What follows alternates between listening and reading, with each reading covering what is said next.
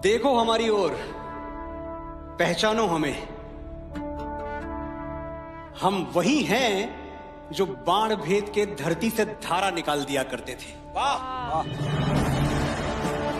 एक उंगली पर गोवर्धन उठा लिया करते थे। हम ही थे वो दिलेर जो चक्रव्यूह में वापस लौटने की विद्या सीखे बगैर गए। और वो भी हम ही थे जिनके फेंके हुए पत्थर पानी में तैर गए। हम मारना भी जानते हैं और बचाना भी। हमने दुश्मन के लिए फाइटर जेट्स बनाए, संगीन बनाई, और जब जिंदगी की सांस टूटने लगी तो हम ही ने वैक्सीन बनाई। भारत सलाम! और लिख दिया उस वैक्सीन पर, सर्वे संतु निरामया, यानी ईश्वर सिर्फ हम पर ही नहीं, हर किसी पर, सब पर करें दया। हम जाबाज हैं, जियाले हैं, आंधियों से खेले हैं, बिजलियों के पाले हैं। हम शांति का सवेरा हैं, इंसानियत के उजाले हैं। पहचानो हमें, हम इंडिया वाले हैं।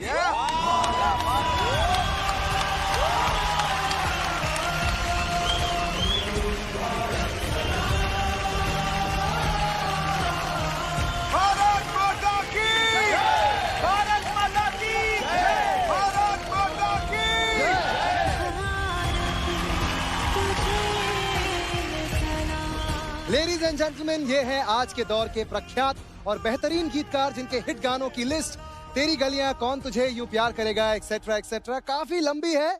मनोज मुंतशिर। वाह! वंदे मातरम लिखा क्यों गया था? क्योंकि एक जमाना ऐसा आया था जब ब्रिटिशर्स ने हम पे ये लाजमी कर दिया था, ये कंडीशन लगा दी थी कि हर हिंदुस्तानी गॉड सेव द क्वीन गाएगा। बिल्कुल, अच्छा। बिल्कुल जाहिर सी बात है कि हम हिंदुस्तानियों को ये मंजूर नहीं था, और तभी बंकिम चंद्र चटर्जी ने वंदे मातरम लिखा। मैं समझ सकता हूं कि वो गॉड सेव द क्वीन क्यों नहीं गाना चाहते थे, लेकिन आज एक हिंदुस्तानी होने के नाते ये जो मेरे सामने सुरों की क्वीन खड़ी है, इसके लिए मैं कहना चाहता हूं, गॉड सेव दिस क्वीन।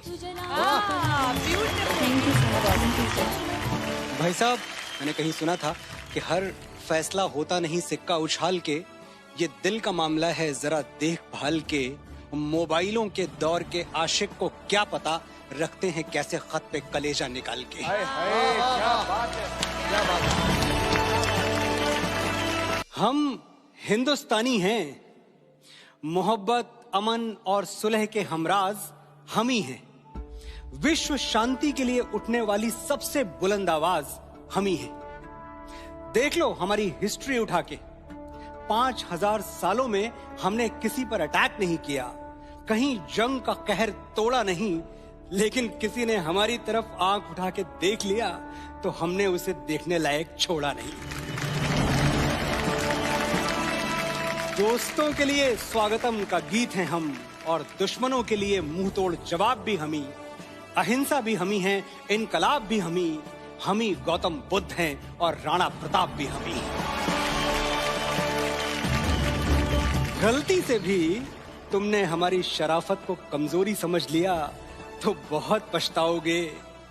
बांसुरी बजाने वाली उंगलियों ने सुदर्शन चक्र उठा लिया तो कहां जाओगे।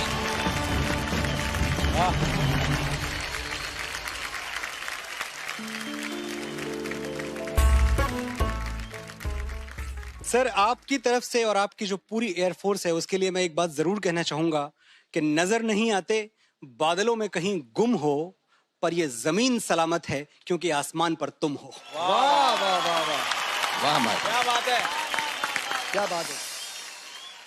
न सुकून से जीना, न चैन से सोना, बहुत मुश्किल है भगत सिंह का बाप होना। बचपन से ही कुछ अलग था मेरा भगत। एक दिन देखा मिट्टी में कुछ दबा रहा था। मैंने पूछा तो बोला, बापू इनकलाबी हो रहा हूं, धरती में पिस्तौल बो रहा हूं।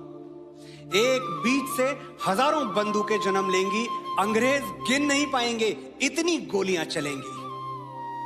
मैं तभी जान गया था कि ये गुरु गोविंद सिंह जी का लड़ाका है, अकेला ही 1.25 लाख से लड़ेगा। सहरा बांध के घोड़ी नहीं, फंदा चूम के फांसी चढ़ेगा। और आज वो दिन आ ही पहुंचा। भगत, जा रहे हो? हाँ बापू, बड़े दिन से जिसका इंतजार था वो शुभ घड़ी आई है। आज मौत से मेरी सगाई है। इनकलाब! इनकलाब! इनकलाब! साइंस कहता है कि दुनिया का कोई भी इंसान नहीं सह सकता 0 से नीचे और 50 से ऊपर का तापमान। 0 से नीचे चटक जाती हैं हड्डियां, 50 से ऊपर पिघल जाती हैं मांसपेशियां। तो फिर ये लोग कौन हैं जो सियाचिन के ग्लेशियर पर -30 डिग्री में तिरंगे के तार कस रहे हैं? ये लोग कौन हैं जो बाड़मेर के रेगिस्तान में 52 डिग्री पर ठहाके मार के हंस रहे हैं?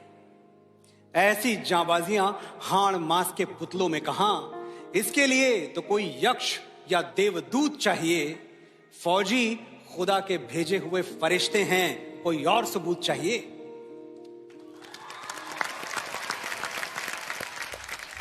भले कच्ची उम्र में जिंदगी की शाम आ जाए, ये मुमकिन ही नहीं कि खून पे इल्जाम आ जाए। हमारे गांव में बहनें उसे राखी न बांधेंगी, पलट के जंग से भाई अगर नाकाम आ जाए।